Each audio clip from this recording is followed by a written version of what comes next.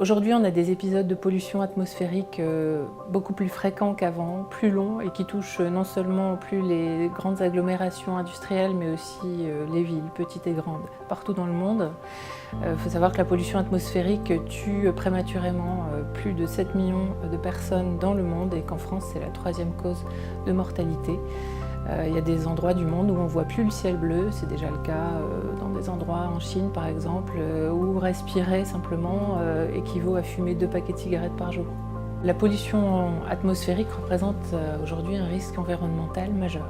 Les fumées industrielles rejetées par les cheminées s'accompagnent par un rejet massif d'énergie. Si vous prenez par exemple une chaufferie biomasse, on va rejeter jusqu'à 33% de l'énergie dans les fumées.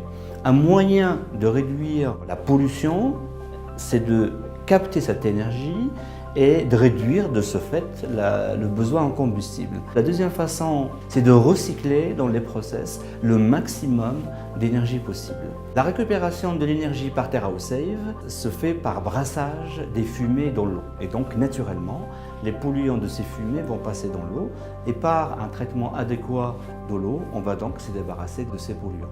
Par cette opération, nous allons réduire la consommation de gaz de 10% et dans le cas par exemple de la biomasse de 30%.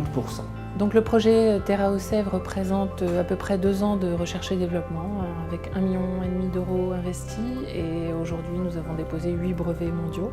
La technologie TerraOSave s'adapte à tous les process industriels et aux chaufferies industrielles fonctionnant au gaz, à la biomasse ou à tout type de combustible.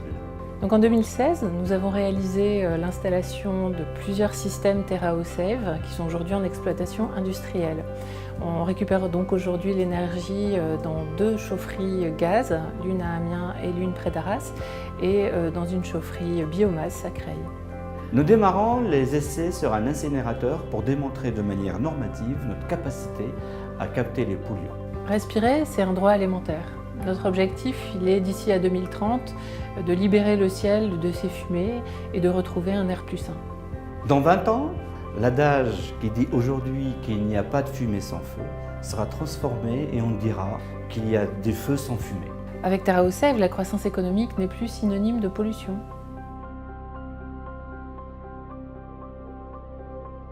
TerraOSave.